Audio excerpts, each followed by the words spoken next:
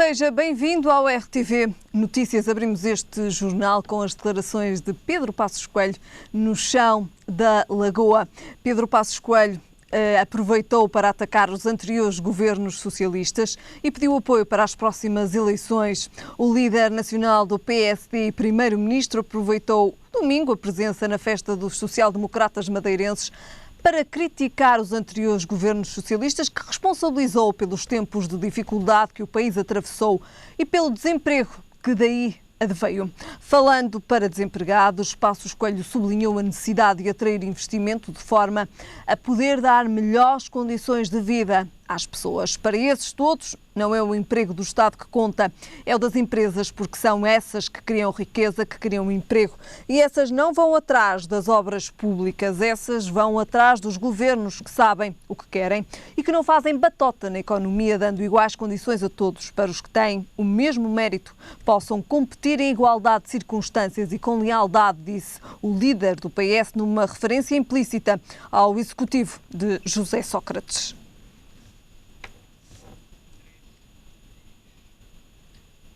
Este, então, é o primeiro tema que vamos analisar hoje com o Manuel António Ribeiro.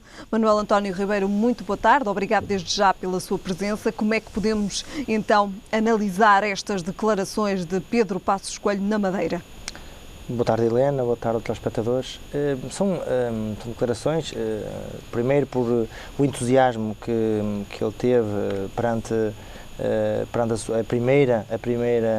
a primeira presença na Madeira, no chão da Lagoa. No chão da Lagoa, ou seja, isso de certeza que dá-lhe digamos, um estímulo pelo facto de ser a primeira vez que lá está, e com esse só faz é a única explicação que nós conseguimos encontrar, em que por aquele entusiasmo pelo facto de estar pela primeira vez, poder dizer que o país, aliás, até podemos dizer mesmo que é a continuidade de um discurso que tem sido, digamos, repetido e vai ser repetido até às eleições. Não há outra forma de explicar. Nós vamos ver já a seguir noutros temas que temos em debate, que de facto há coisas que não batem certo com o que é dito e o que é vivido na realidade. Aqui existe uma grande crítica implícita ao Partido Socialista. Essa crítica, é lógico que nós hoje estamos como estamos, não é só responsabilidade de Pedro Passos Coelho e Paulo Portas, não é só responsabilidade deste governo.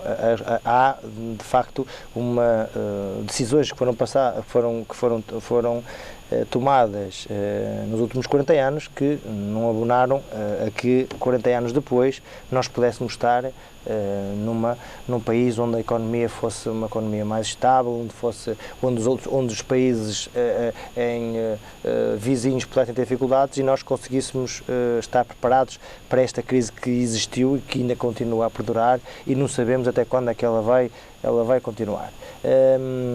Só que o que é importante é que, e esta que é a diferença entre este governo e todos os outros governos, é que o argumento que foi apresentado aos portugueses quando em 2011 se apresentaram às eleições foi que, e o argumento é que depois de terem vencido as eleições, e acho que aqui é que está o pecado, entre aspas, foi o facto de nós encontrarmos o país neste cenário, com estas dificuldades, e para corrigir, para alterar o caminho que estava a ser seguido, nós vamos ter que fazer reformas, vamos ter que fazer cortes, vamos ter que implementar austeridade, mas com o intuito de que quando, no fim do nosso mandato, as coisas estivessem melhores. E o que é facto, não é isso que aconteceu. Porque se este governo tivesse em 2011 tomado aquela medida, sim senhor, prometeu uma coisa e fez outra,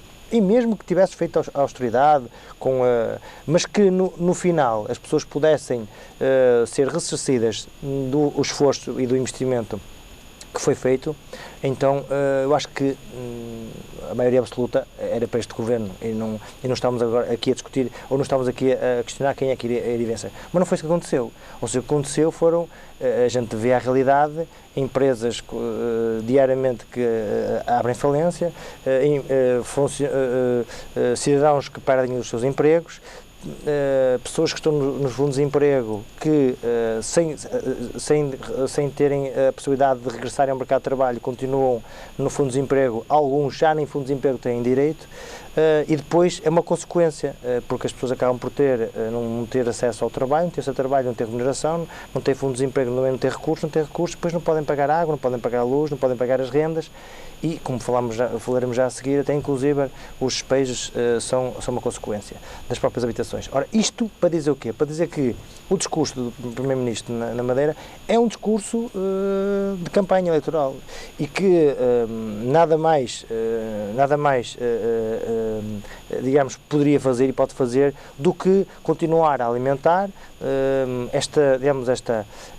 esta expectativa de que vai corrigindo dia após dia, porque a entrevista que Pedro Passos Coelho dá esta semana, a semana que passou, ele apercebe-se de que houve ali algumas gafes e conseguimos ver agora que nos seus discursos, nomeadamente neste na Madeira, algumas correções, e nomeadamente um estímulo ou uma palavra de expectativa, uma palavra ao sonho, ou seja, uma palavra de esperança. Isto, no caso, um apelo digamos, quase do género, deem-nos uma segunda oportunidade para nós então tentarmos corrigir. Agora, o povo é que vai tomar essa decisão se de facto deve ser ou não dada essa oportunidade.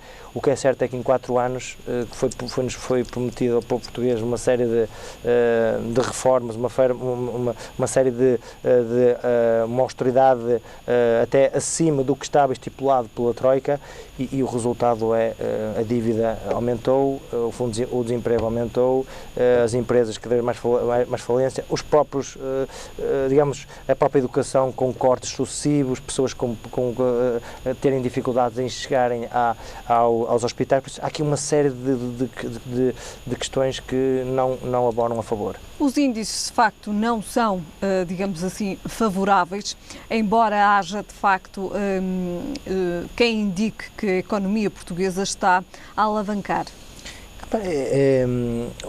Os dados, e nós já falámos aqui várias vezes, uma economia de um país, ela, quando está a crescer a 0,3, 0,4, 0,7 ou 1% até que seja, numa economia forte, como por exemplo uma Alemanha, até uma própria França, uma Inglaterra, isso até tem expressão. Agora, em países com uma economia frágil, insegura, e grande parte dela sustentada digamos, na economia do consumo, que é o caso da portuguesa, porque os nossos recursos são escassos. Nós temos, se calhar, digamos, na nossa economia o que mais destaca é o turismo e a indústria têxtil e pouco mais. A nossa agricultura não é uma agricultura que tenha um peso considerável. As pescas também, apesar de nós termos um mar numa das faces do nosso país, não é proporcional à dimensão. Isto, o crescimento que vão apresentando, que vai sendo apresentado nas entidades em termos de estatística, esse crescimento é um crescimento que nos chega às populações, não chega a ser sentido por nós. É um crescimento que pode eventualmente ter algum interesse para os mercados, porque é preferível estar a crescer 0,2, 0,3 do que não estar a crescer nada, mas isso não tem, para as economias débeis como a nossa, não tem essa expressão. Por isso, terá que ser feito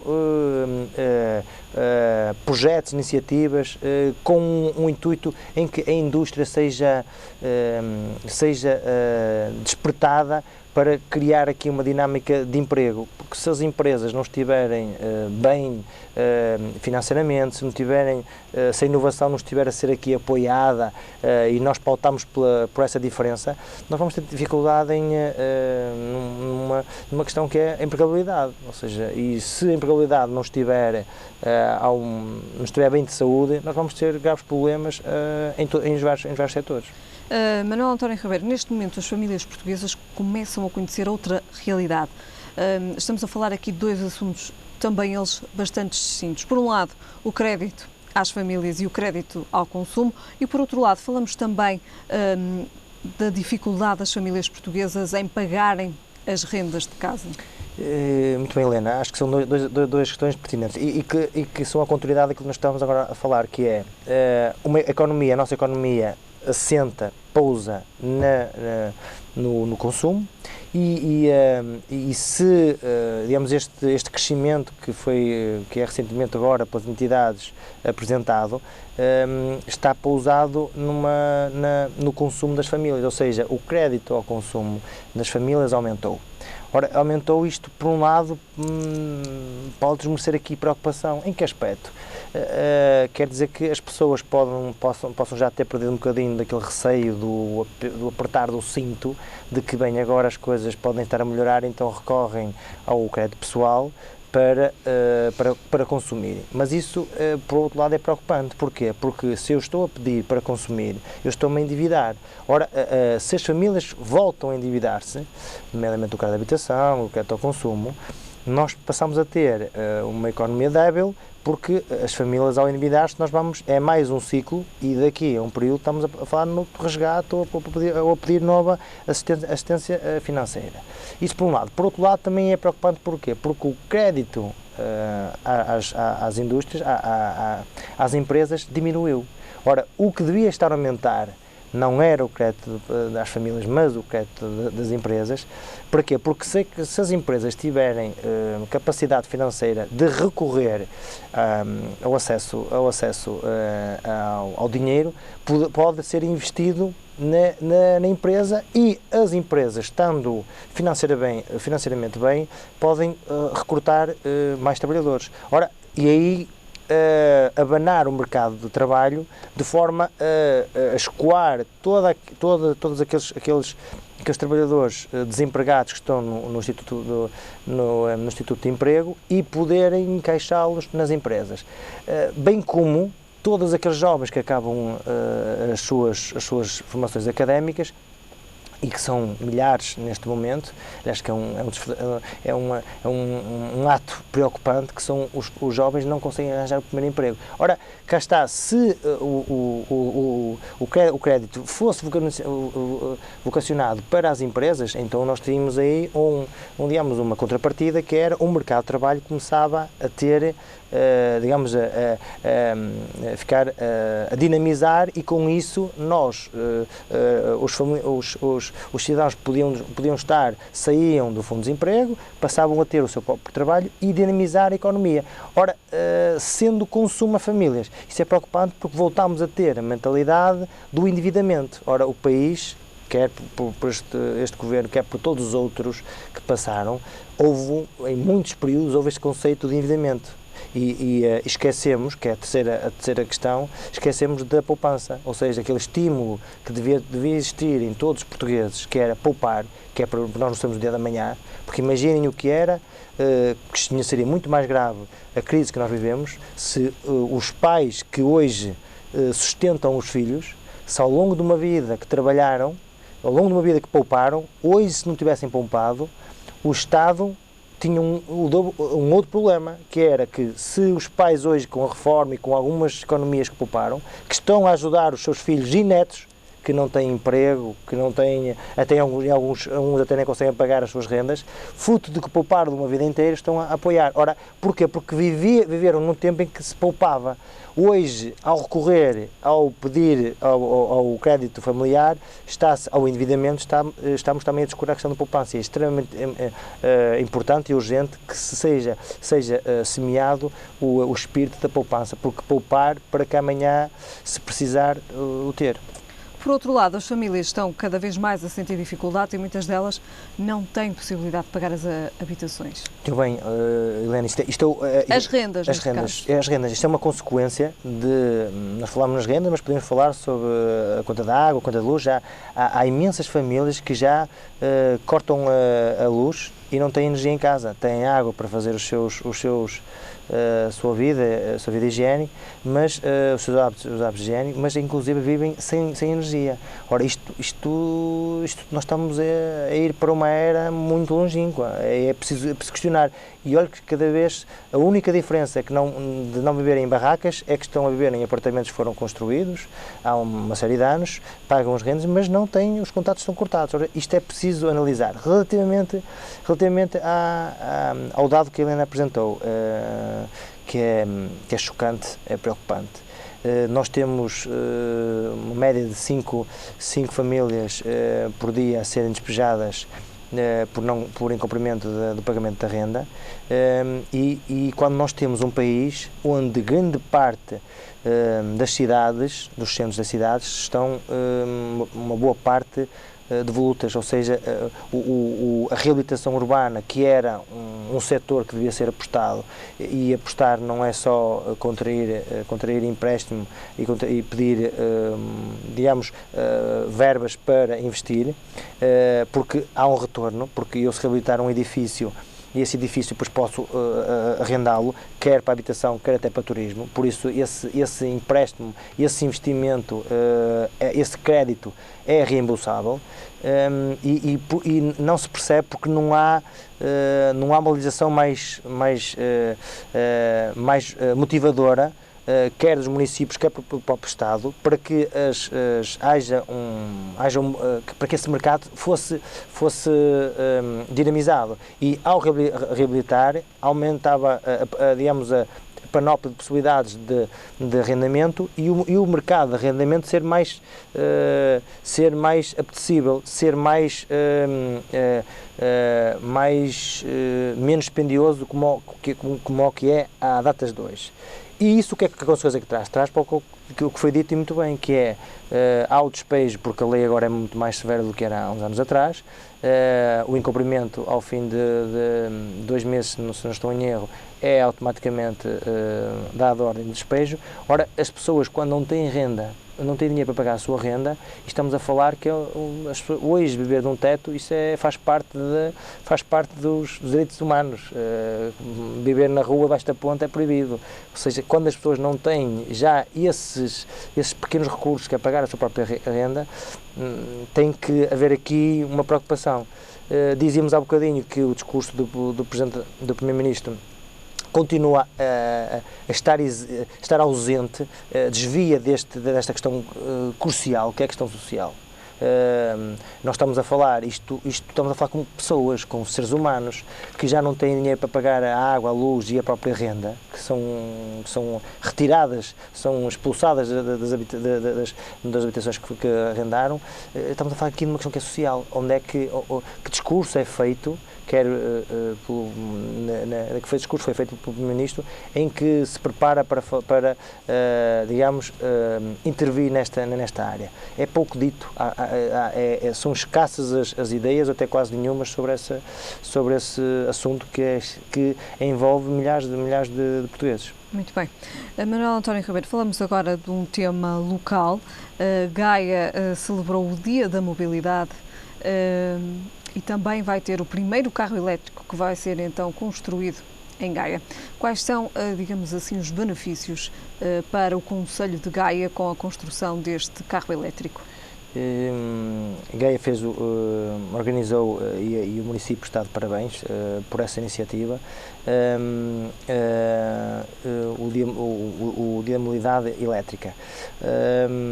É de realçar, numa altura em que o tecido empresarial, e nós falávamos há um bocadinho de que Portugal tem poucos recursos para poder explorá-los, e imagino que era Portugal ter uma indústria automóvel forte. Imagino o que era Portugal com uma indústria automóvel forte. Aliás, temos a indústria automóvel que é gerida e comandada quer por franceses, quer por alemães, através da Renault Citroën, Citroën Peugeot e a Volkswagen através da Auto Europa. Agora imagino o que era recursos portugueses, investimento português, empresários portugueses a liderar um mercado de automóvel que será o futuro, que é o veículo elétrico. De facto foi uma iniciativa de magnífica organização por parte do município de Nova de Gaia, que originou uma afluência e dinamizou uma série de tecnologias que estão em constante crescimento, e só refere pela exposição de veículos que nós tivemos, que Gaia esteve exposto, desde veículos familiares, já veículos comerciais, veículos pesados e inclusive transportes públicos, ou seja, todos os setores da mobilidade elétrica, já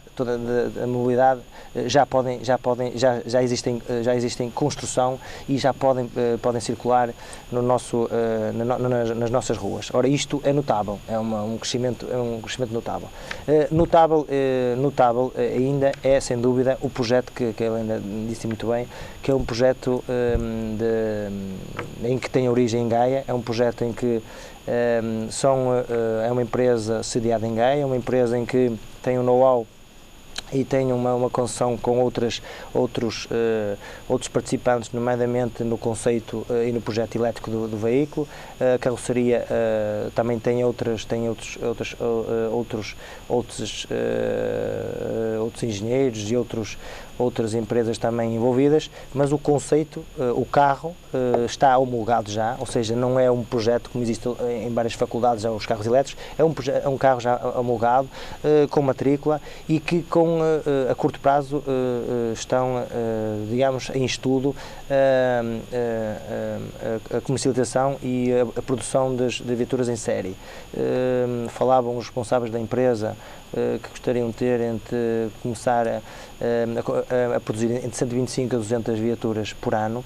Um valor, o carro tinha um custo de produção na ordem dos 25 mil euros, ou seja, que pudessem vender em 35 mil ou algo daí perto, uma viatura com emissões de CO2 zero, uma viatura com uma autonomia de quase 400 km, em que caía por terra uma das desconfianças que é feita relativamente à mobilidade elétrica, que é as autonomias. Ora, com 400 km já está praticamente quase garantida essa preocupação, e depois é o custo, 90 cêntimos ou 1 euro que seja, 100 km, não há combustível nenhum que consiga combater, já para não falar na manutenção desses veículos, que é quase que residual comparativo a um veículo de combustão. Por isso são aqui uma série de mais-valias. Se calhar um desafio que fica a todas as autarquias, e deixo aqui como sugestão, é que dar benefícios a todos os munícipes que tenham viaturas elétricas, que possam usufruir de vantagens que os que têm combustão não possam, nomeadamente utilizar o corredor bus, quem tiver um veículo elétrico, ou terem lugares reservados de estacionamento para quem tem esse tipo de viatura, uma vez que essa viatura não polui, polui zero, emissões zero, que é sem dúvida, é uma mais-valia relativamente às outras de combustão. Para o Conselho de Gaia? O Conselho de Gaia é sem dúvida um concelho que está gravemente afetado com o problema da empregabilidade, ou seja, há muitas pessoas desempregadas, porque é o terceiro maior concelho do país. E com esta indústria a dinamizar-se, e sendo no Concelho de Gaia, vai dar sem dúvida resposta não só a todos os postos de trabalho que esta empresa irá criar, como bem todas as indústrias que possam nascer à volta desta, nomeadamente em componentes e acessórios para alimentar esta tecnologia. Ora, isto é uma mais-valia sem dúvida para Gaia, e demonstra claramente que Gaia e o Grande Porto têm capacidade a nível de tecnologia, a nível de know-how, a nível até em poder intelectual, e até em poder económico, para poder fazer projetos com esta envergadura, como é o primeiro veículo elétrico a ser construído em Gaia. Muito bem. Manuel António Ribeiro, falamos agora de uma última questão, um último tema. Falamos do concurso dos professores. Concurso nacional. Ora está, muito bem, acrescentou a palavra nacional. A questão dos professores, todos os anos nós temos este problema. São os sindicatos de um lado, é o Ministério da Educação do outro, é os alunos por outro lado, é os diretores das escolas por outro lado, ou seja, não há, custa-me a perceber, aliás, custa-me a perceber como é que em 40 anos não houve nenhum governante, não houve nenhum governo que disse em 4 anos é por aqui o rumo, é por ali, que é para as próximas gerações poderem usufruírem de uma estabilidade económica, financeira, etc. E até social. O que é que falha nestes concursos nacionais de professores, no seu entender, Manuel António Ribeiro? Eu acho que o concurso é tão confuso, os critérios são tão confusos que até a mim me custa perceber o formato. Mas, por um lado, eu acho que devia ser discutido, mas discutido de uma forma com a Associação Nacional de Municípios, com os sindicatos, com os professores, com as comunidades, ser discutida a questão de por que não o ensino passar para a jurisdição municipal. Ou seja, não só porque já em termos de pessoal auxiliar, em termos de manutenção das escolas, já é municipal, pelo menos até ao primeiro ciclo, porque não fazer aqui uma fase de teste e começar o próprio recrutamento de professores também ser a nível municipal. Isto porquê? Isto porque eu acho que eu estou disposto a que haja discussão sobre essa matéria, porque nós temos, quando um concurso é a nível municipal, é muito mais pequeno do que um concurso a nível nacional. E é perfeitamente possível que eu consiga resolver as coisas em termos locais do que resolver as coisas em nível nacionais. Se nós durante anos lutámos pela descentralização, porque não há descentralização em termos de educação? Para mim é uma pergunta que se coloca. Eu não estou aqui a apresentar nenhum modelo municipal como exemplo, até porque teria que ser estudado. Agora há uma coisa que eu posso dizer claramente, não é delegar nas autarquias a responsabilidade de contratar professores e não aparecer recursos. Isto, como é óbvio, se as autarquias estão asfixiadas financeiramente, não é de delegar nas autarquias a responsabilidade de contratar, de gerir e depois não acompanhar os recursos financeiros. Isso é impensável. Ou seja, as câmaras, para ter autonomia de gerir, digamos, esse processo, tem que ter autonomia financeira, não é só autonomia pedagógica. Estamos praticamente a chegar ao fim deste comentário. Sim, autonomia financeira igual, que é para poder que este modelo funcione, senão corremos o risco dos professores serem recrutados e terem problemas em termos financeiros. Por isso acho que devia ser estudado e debatido para ver se de uma vez por todas acabava estes problemas que é a colocação de professores a nível nacional. Muito bem, Manuel António Ribeiro, voltamos a ver-nos na próxima semana. Boa semana. E obrigado. Empresas portuguesas exportaram para a Espanha e Itália calçado que foi produzido na China. A constatação desta realidade levou a Associação Portuguesa dos Industriais de Calçado, Componentes, Artigos de Pele e seus sucedâneos a ajustar os dados das exportações do setor em 2014. Retirando os 18 milhões desse negócio, as empresas portuguesas de calçado produziram e exportaram 77 milhões de pares de sapatos no valor global de 1.845.000 euros, segundo avança o JN Dinheiro Vivo. A Associação do Setor decidiu rever em baixa os números das exportações em 2014, porque identificou uma série de operações que considera estranhas de exportações de calçado de material sintético e têxtil oriundo da China e que tiveram por destino final Espanha e Itália. Operações essas que apresentavam preços médios da ordem de 1,82 €, mas que em alguns casos se ficavam mesmo pelos 70 cêntimos o par. Além do preço médio extraordinariamente baixo, o que fez despertar a curiosidade da Associação para estas operações foi o facto de serem oriundas de concelhos com pouca ou mesmo nenhuma tradição no setor, como Guarda e Mafra. Ficamos agora com a previsão do estado do tempo para amanhã. Então, esperado céu pouco nublado ou limpo, aumentando de nebulosidade para o final do dia no litoral das regiões norte e centro. Quanto à temperatura do Porto, espera uma mínima de 16 graus e uma máxima de 25. Em Lisboa, a mínima será de 18 graus e a máxima de 30. E em Faro, a mínima será de 22 graus e a máxima de 29. É tudo por agora, já sabem, a informação regressa mais logo. Até lá, fique bem.